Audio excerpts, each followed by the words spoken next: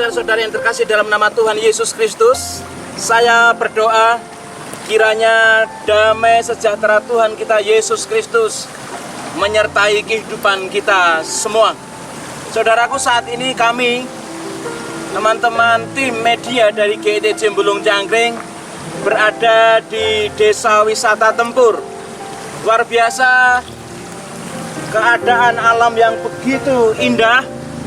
Di sini ada Pak Slamet Margono. Halo Pak Slamet. Ada Om Rido. Halo. Dan juga ada Pak Agung. Dan ada beberapa teman yang tidak bisa ikut dengan kami pada saat ini karena mereka berhalangan. Dan pada kesempatan ini, saudaraku, mari kita kembali bersama-sama untuk belajar kebenaran firman Tuhan. Akan tetapi terlebih dahulu mari kita berdoa bersama-sama. Mari kita merendahkan diri di hadapan Tuhan. Kita memohon berkat daripada Tuhan di dalam doa. Mari kita berdoa. Bapa Surgawi, Tuhan kami Yesus Kristus, kami percaya dimanapun kami ada, Tuhan beserta kami. Dan pada saat ini pun kami percaya bahwa Tuhan, Engkau berada di tengah-tengah kami dan Engkau akan memberkati kami. Terlebih ketika kami akan merenungkan kebenaran firman-Mu. Kiranya Roh Kudus menolong kami, memampukan kami untuk mengerti apa yang menjadi isi hati Tuhan, sehingga kami boleh melakukannya dalam kehidupan kami, sehingga nama Tuhan dipermuliakan. Dalam nama Tuhan Yesus Kristus kami berdoa. Haleluya. Amin. Saudara-saudara yang terkasih dalam nama Tuhan Yesus, kita membuka Alkitab kita pada saat ini dari Injil Matius pasal yang ke-18, ayatnya yang ke-21 sampai dengan yang ke-35. Saya akan baca untuk kita semua, demikian firman Tuhan. Perumpamaan tentang pengampunan. Kemudian datanglah Petrus dan berkata kepada Yesus, Tuhan, sampai berapa kali aku harus mengampuni saudaraku jika ia berbuat dosa terhadap aku? Sampai 7 kali? Yesus berkata kepadanya, bukan, aku berkata kepadamu, bukan sampai 7 kali, melainkan sampai 70 kali 7 kali. Sebab hal kerajaan surga seumpama seorang raja yang hendak mengadakan perhitungan dengan hamba-hambanya. Setelah ia mulai mengadakan perhitungan itu, dihadapkanlah kepadanya seorang yang berhutang 10.000 talenta. Tetapi karena orang itu tidak mampu melunaskan hutangnya, raja itu memerintahkan supaya ia dijual beserta anak istrinya dan segala miliknya untuk membayar hutangnya. Maka sujudlah hamba itu menyembah dia, katanya, sabarlah dahulu, segala hutangku akan kulunaskan. Lalu tergeraklah hati raja itu oleh belas kasihan akan hamba itu, sehingga ia membebaskannya dan menghapuskan hutangnya. Tetapi ketika hamba itu keluar, ia bertemu dengan seorang hamba lain yang berhutang 100 dinar kepadanya. Ia menangkap dan mencekik kawannya itu, katanya, bayar hutangmu. Maka sujudlah kawannya itu dan memohon kepadanya, sabarlah dahulu, hutangku itu akan kulunaskan. Tetapi ia menolak dan menyerahkan kawannya itu ke dalam penjara sampai dilunaskannya hutangnya. Melihat itu, kawan-kawannya yang lain sangat sedih, lalu menyampaikan segala yang terjadi kepada tuan mereka. Raja itu menyuruh memanggil orang itu dan berkata kepadanya, hai hamba yang jahat, seluruh hutangmu telah kuhapuskan karena engkau memohonkannya kepadaku. Bukankah engkau pun harus mengasihani kawanmu seperti aku telah mengasihani engkau? Maka marahlah tuannya itu dan menyerahkannya kepada algojo sampai ia melunaskan seluruh hutangnya. Maka Bapakku yang di sorga akan berbuat demikian juga terhadap kamu apabila kamu masing-masing tidak mengampuni saudaramu dengan segenap hatimu.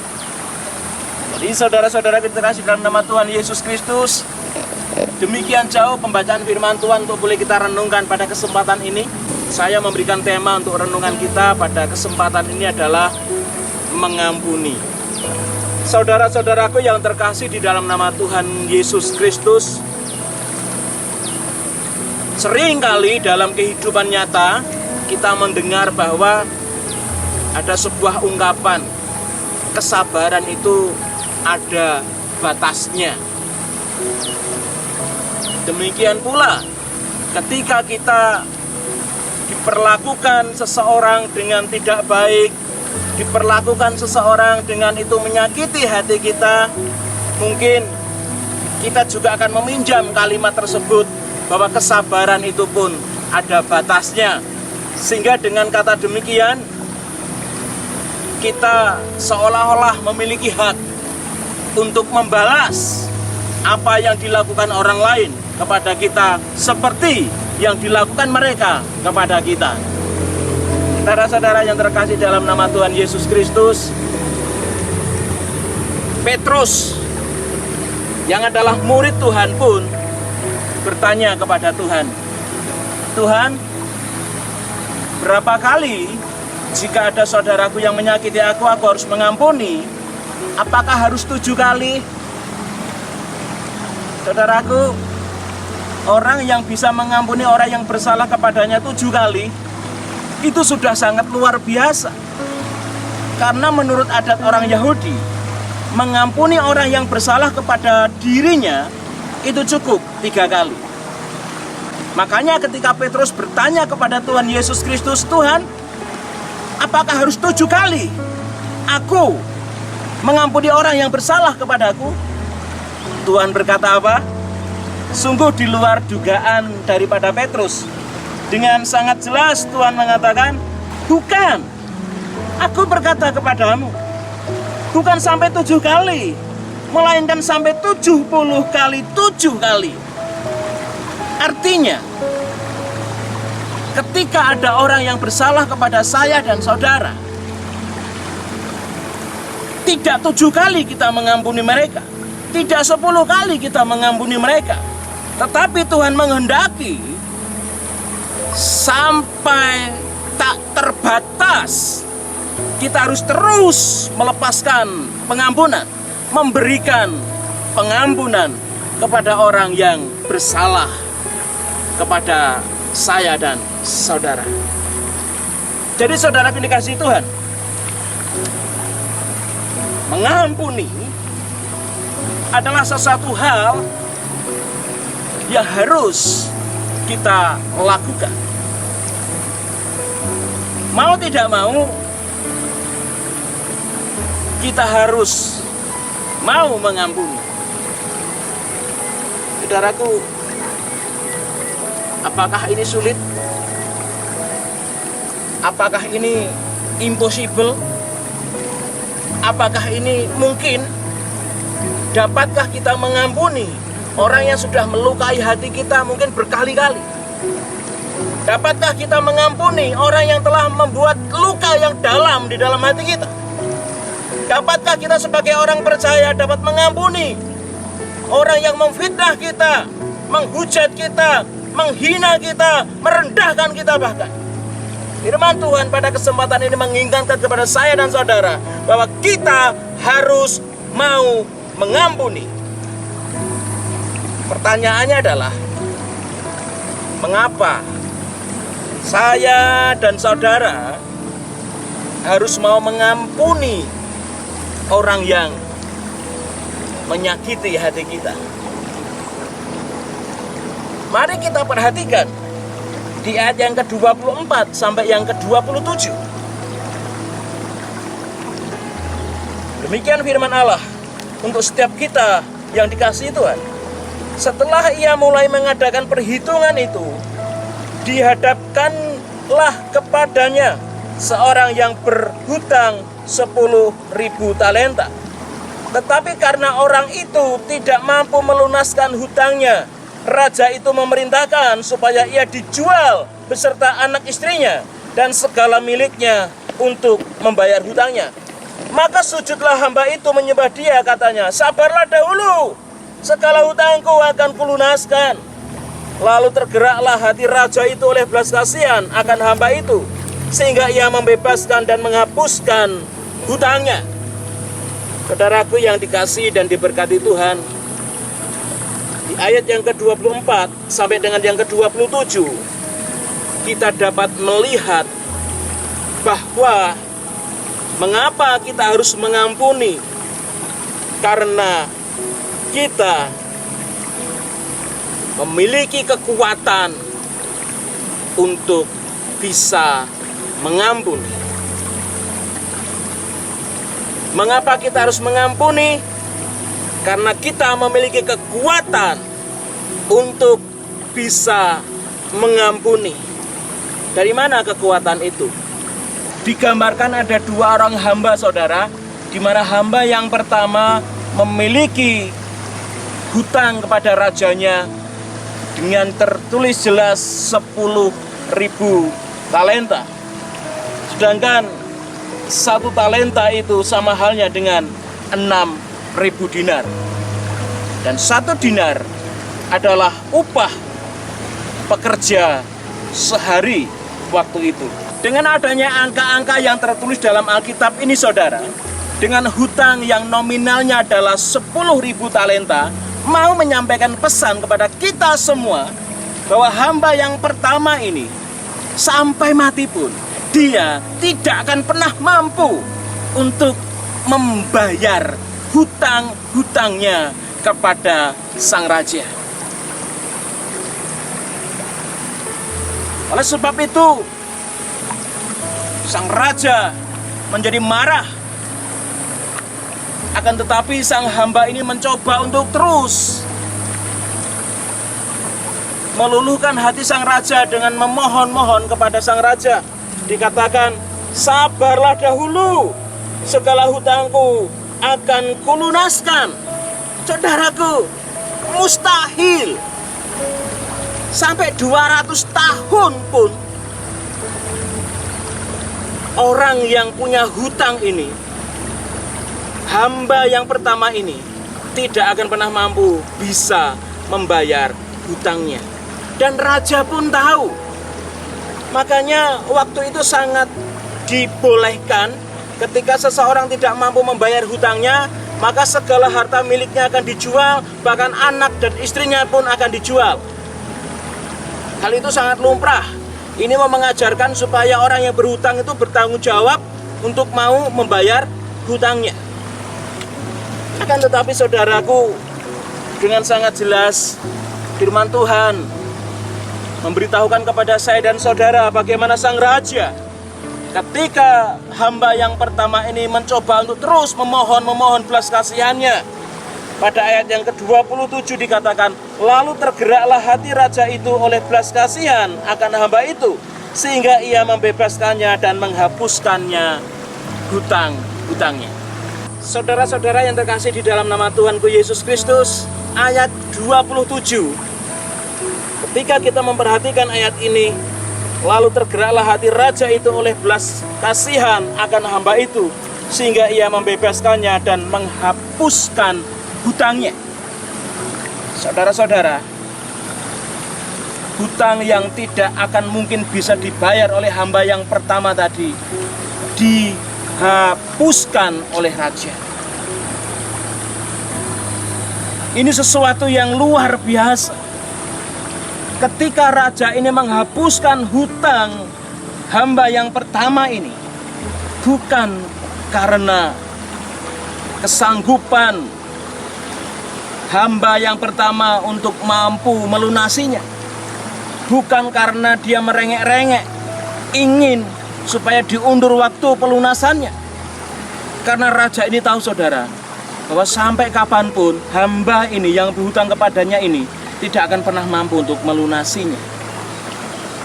mutlak ini muncul dari belas kasihan hati seorang raja kepada hamba yang memiliki hutang yang tidak akan bisa terbayarkan itu.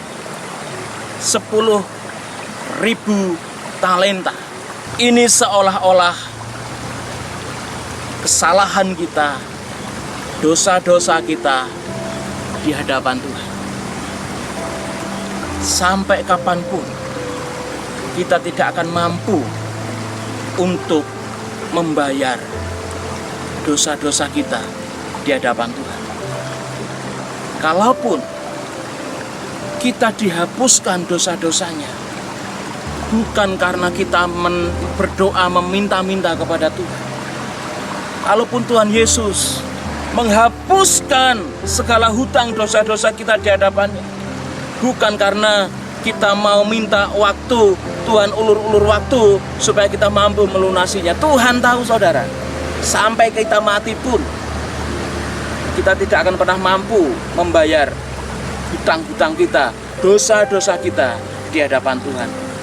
Oleh sebab itulah Tuhan tergerak oleh belas kasihan dan menghapuskan dosa-dosa kita semua. Dengan Dia mati di atas kayu salib, dengan Dia menggantikan tempat kita sebagai orang berdosa, menerima cambukan, menerima hinaan, menerima hukuman mati di atas kayu salib. Saudaraku, seharusnya posisi itu adalah posisi saya dan saudara. Posisi dicambuk, posisi dianiaya, posisi disalib di atas Golgota. Itu adalah posisi saya dan saudara. Tapi Tuhan menggantikan posisi kita untuk dihukum. Saudara-saudara yang dikasihi Tuhan, inilah kekuatan kita yang seharusnya mampu untuk menjadikan kita bisa mengampuni orang yang bersalah kepada kita. Inilah kekuatan yang diberikan Tuhan kepada orang percaya, yang tidak diberikan kepada semua orang. Hanya orang percaya yang memiliki kekuatan ini, kekuatan untuk mengampuni, karena kita sudah menerima pengampunan yang tak terbatas. Belum cukupkah kasih karunia Tuhan dalam hidup kita? Masih kurangkah bentuk nyata bukti kasih Allah kepada saya dan saudara? Saudaraku, kalau saya mau sampaikan pada kesempatan ini, bahkan seluruh pengabdianku tak bisa membalas kesetiaanmu, sungguh besar dan berharga.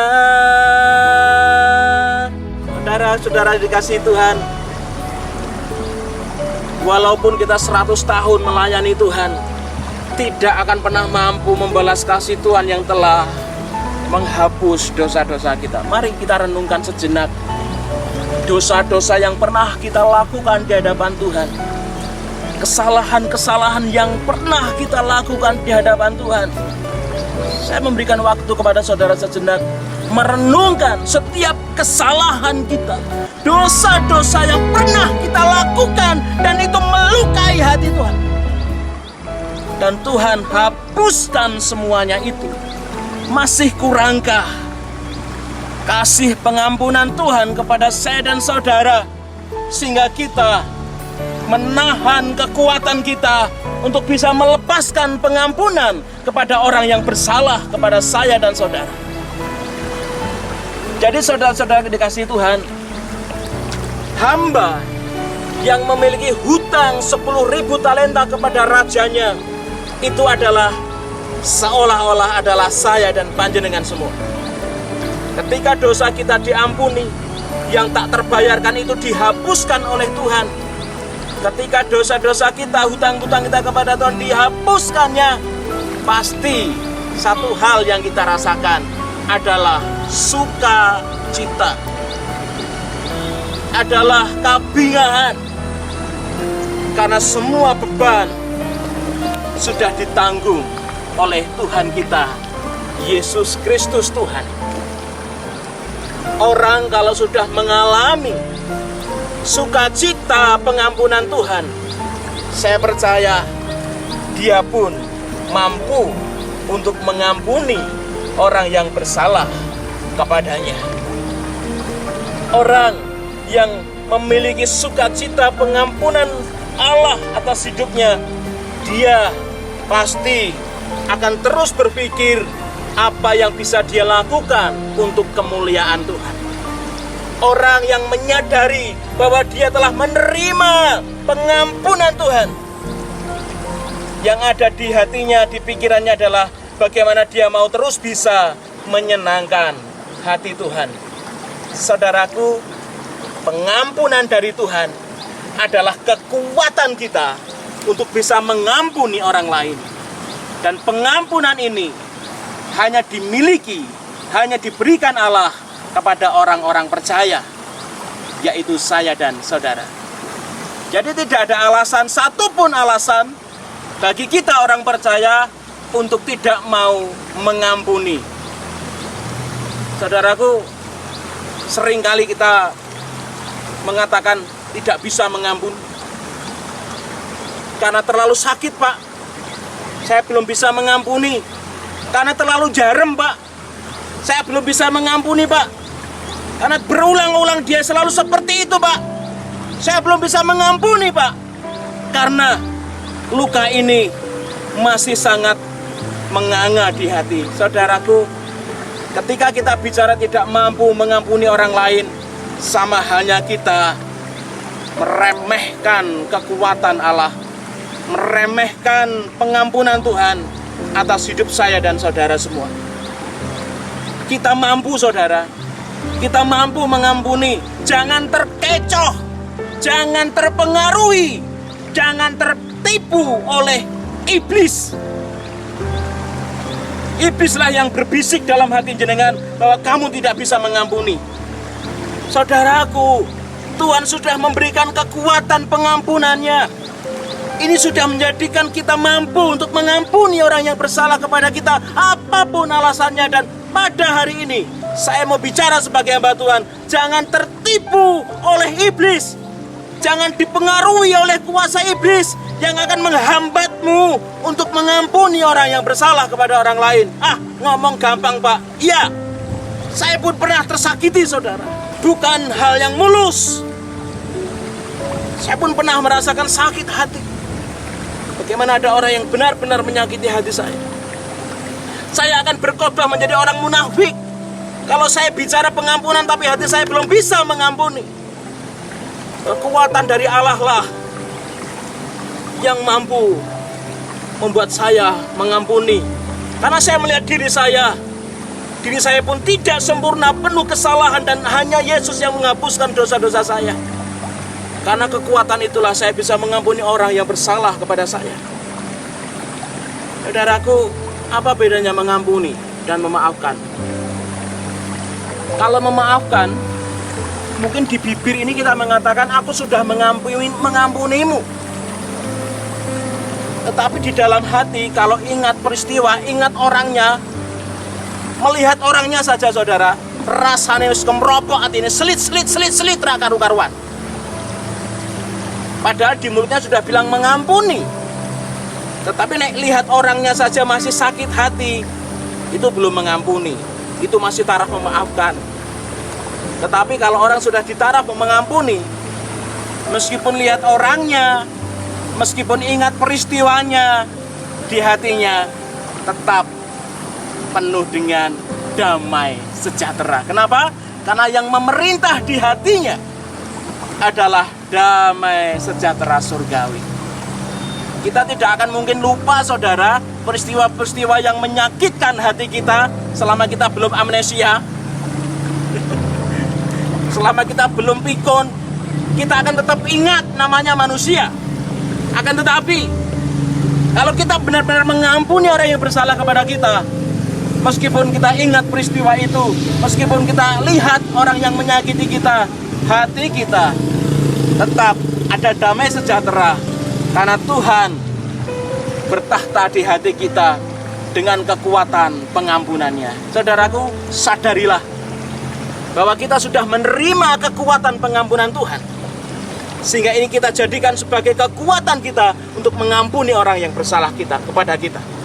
Jadi mari kita mengampuni, karena kita memiliki kemampuan dan kekuatan untuk mengampuni orang yang bersalah kepada saya dan saudara.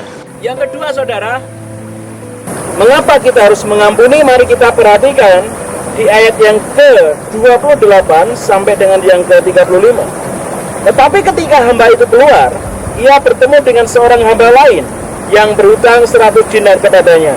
Ia menangkap dan mencekik kawannya itu, katanya, bayar hutangmu. Maka sujudlah kawannya itu dan memohon kepadanya, sabarlah dahulu, hutangku itu akan kulunaskan. Tetapi ia menolak dan menyerahkan kawannya itu ke dalam penjara sampai dilunaskannya hutangnya. Melihat itu, kawan-kawannya yang lain sangat sedih, lalu menyampaikan segala yang terjadi kepada tuan mereka. Raja itu menyuruh memanggil orang itu dan berkata kepadanya, hai hamba yang jahat, seluruh hutangmu telah kuhapuskan karena engkau memohonkannya kepadaku. Bukankah engkau pun harus mengasihani kawanmu seperti aku telah mengasihani engkau? Maka marahlah tuannya itu dan menyerahkannya kepada algojo-algojo sampai ia melunaskan seluruh hutangnya. Maka Bapakku yang di sorga akan berbuat demikian juga terhadap kamu, apabila kamu masing-masing tidak mengampuni saudaramu dengan segenap hatimu. Saudara-saudaraku, hamba yang kedua adalah ada seorang hamba yang memiliki hutang sebanyak 100 dinar kepada temannya, yaitu hamba yang pertama yang memiliki hutang 10.000 talenta kepada raja. Menarik sekali adalah ketika seorang hamba yang pertama tadi hutangnya yang 10.000 talenta dilunaskan, diputihkan, dihapuskan oleh sang raja, baru saja dia merasakan sukacita dan keluar dari ruang sidang raja, dia melihat kawannya yang punya hutang kepada dirinya 100 dinar. Apa yang dilakukannya? Hamba pertama langsung menangkap kawannya yang punya hutang 100 dinar ini, kemudian dicekiknya sampai kawannya yang punya hutang 100 dinar ini sujud di hadapannya dan memohon-mohon seperti yang pernah dilakukan hamba yang pertama kepada raja. Akan tetapi hamba yang pertama ini tidak mau peduli. Meskipun kawannya sujud-sujud di hadapannya, dia tetap memasukkan temannya ini ke dalam penjara sampai kepada orang ini mampu melunasi hutang-hutangnya. Saudaraku, orang yang punya hutang 100 dinar itu sama halnya orang yang pernah melakukan kesalahan kepada diri kita. Saya gambarkan bahwa orang yang punya hutang 100 dinar itu sama halnya adalah orang-orang di sekitar kita yang pernah menyakiti hati kita. Sangat tidak seimbang ketika kita membandingkan bahwa sedangkan kita punya hutang seolah-olah adalah 10.000 talenta kepada Tuhan. Hutang kita yang banyak itu, saudara, dihapuskan oleh Tuhan. Masa orang yang punya hutang kepada kita seolah-olah hanya 100 dinar itu kita cekik dan kita penjarakan? Ini adalah manusia yang kejam. Ora bisoru mongso. Pak Agung, bisa kesini sebentar Pak. Ini kalkulasi tentang nominal Pak. Gimana? Ya, hutang 100 dinar. Ya. Jadi kita anggap sekarang jenengan punya pegawai. Kita anggap upah maksimum Harian Pak ya? harian. Orang kerja harian lepas satu hari kira-kira berapa Pak? 100.000. 100.000. 100.000 ya Pak ya? Ya. Oke, 100.000 berarti kalau satu hari 100.000. Kalau 100 hari? Berarti 100.000 kali 100 Pak. Ya, 10 10 juta. Sekarang gini, ada orang ke hutang ke jenengan 10 juta. Wes, di situ dulu. Tetapi jenengan punya hutang kepada orang lain itu 10.000 talenta. Padahal satu talenta itu 6.000 dinar. Lepas. Jadi berapakah hutang Bapak kepada orang lain tadi?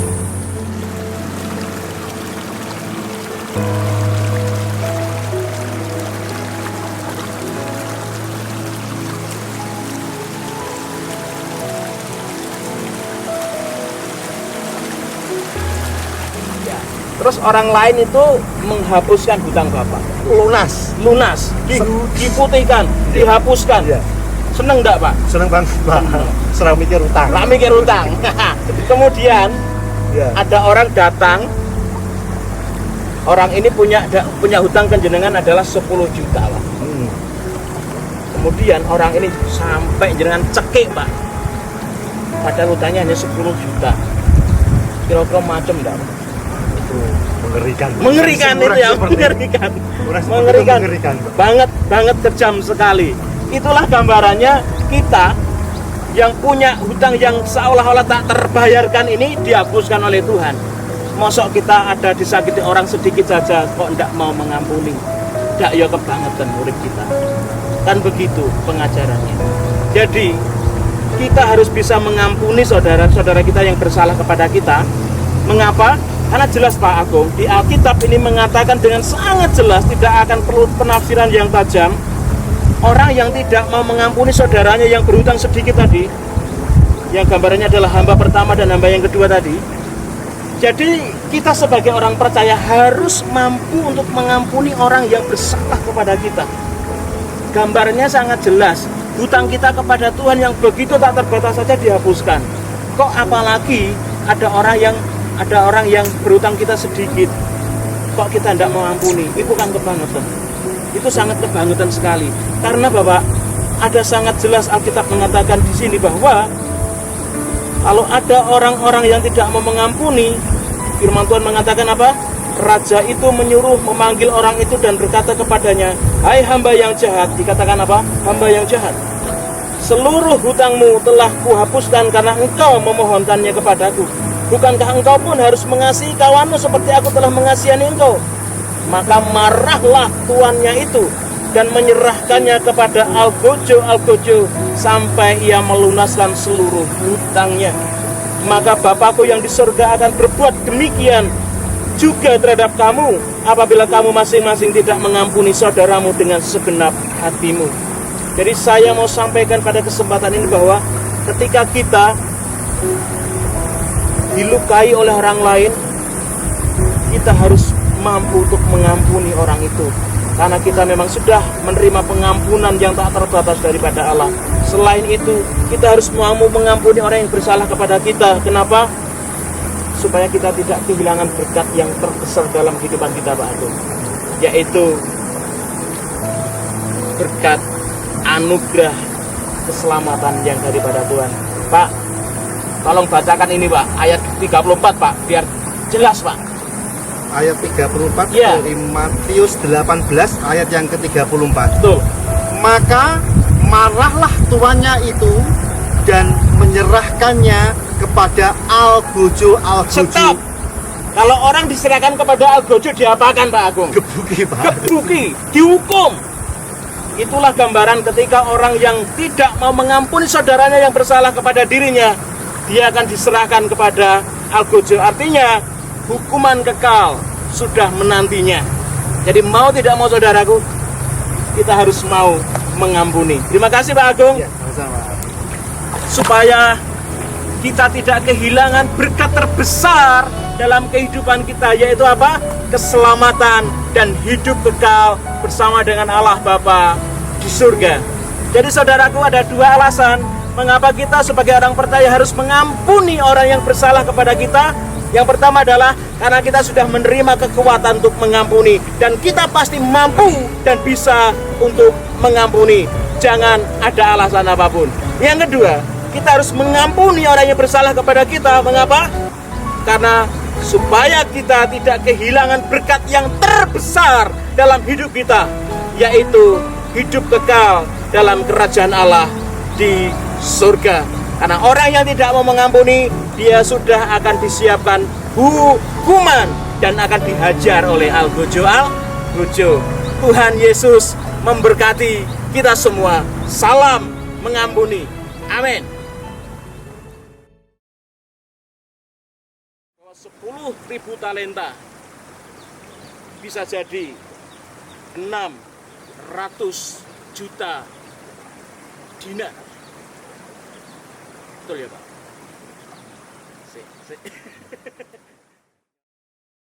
Pun dia tidak akan pernah sanggup membalas atau membayar hutang.